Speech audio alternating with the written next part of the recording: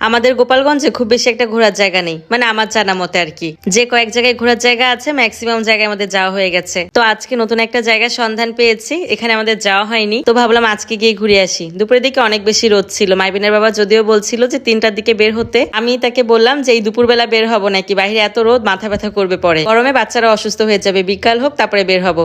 সেই বিকালে বের হতে হতে আমরা 5টা বাজিয়ে দিয়েছি। যেখানে গিয়েছি সেখানে আমাদের বাড়ি থেকে ভালোই দূরে আছে, যেতে প্রায় আধা ঘন্টার মতো সময় লেগেছে। তারপরে আবার বাজারেও কিছুক্ষণ দাঁড়িয়েছিলাম, মানে যেতে যেতে মোট কথা আমাদের 5টা 50 বেজে যায়, মানে বলতে গেলে সন্ধ্যা হয়ে যাবে কিছুক্ষণের মধ্যে। তো কোথায় আসলাম সেটাই তো বলা হয়নি।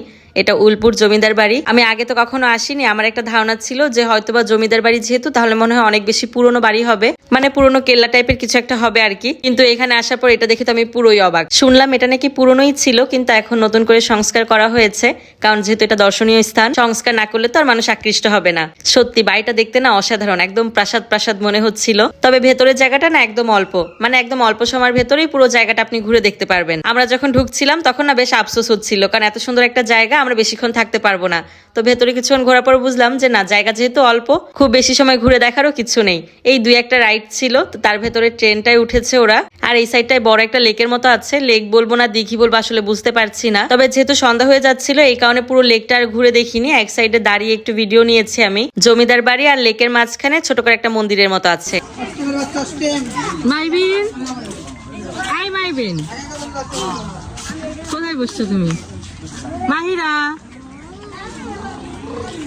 এই তো মা। আমার মাইবিন মাহিরাকে তো ঢোকার সময় দেখেছেন, 2 ভাই বোনই কিন্তু ঘুম ছিল। মাইবিনকে তো আমি ডেকে তুলেছি যে তাড়াতাড়ি দেখো, বেশি সময় নেই, আমাদের চলে যেতে হবে। আর মাহিরা তো উঠছিলই না, যখন ট্রেনটায় বসেছে তখন সে চোখ খুলেছে। তো এই তো বেশি সময় থাকতে পারিনি, আধা ঘন্টার মতো আর কি ছিলাম মনে হয়। এখন আমরা বের হয়ে যাচ্ছি, কারণ অন্ধকার হয়ে আসছিল। যখন আমরা অটোতে যে উঠি তখন আজান দিয়ে দেয়। তো জমিদার বাড়ি থেকে বের হওয়ার পরে এই পথটা একটু অন্ধকারই বটে, আমার এই পথটা দিয়ে হেঁটে যাওয়ার সময় সত্যি ভয় লাগছিল। আমি বাচ্চাদের দোয়া পরে বারবার ফু দিচ্ছিলাম। তারপর অটোতে করে যাওয়ার সময় এই জায়গাটা একটু থেমে যাই। ওই যে নদীটা দেখছেন, নদীর ওপারে আমার নানু বাড়ি। প্রায় 6-7 বছরের বেশি হয়ে গেছে নানু বাড়িতে যাওয়া হয় না। আসলে নানু না থাকলে কি আর নানু বাড়ি থাকে? আগে ছোটবেলায় কত নৌকায় করে পার হয়ে নানু বাড়িতে গিয়েছি। আমার বাড়ির সামনে যেরকম একটা খাল, আমার নানু বাড়ির সামনেও বিশাল বড় নদী, মধুমতি শাখা নদী। অনেকদিন পর ওই রোডটা দিয়ে গিয়েছি, তো আগের কথাগুলো মনে পড়ছিল, খারাপই লাগছিল। দিনের বেলা যখন জমিদার বাড়ি যাচ্ছিলাম, ওই যাওয়ার পথটা একদম অন্ধকার ছিল।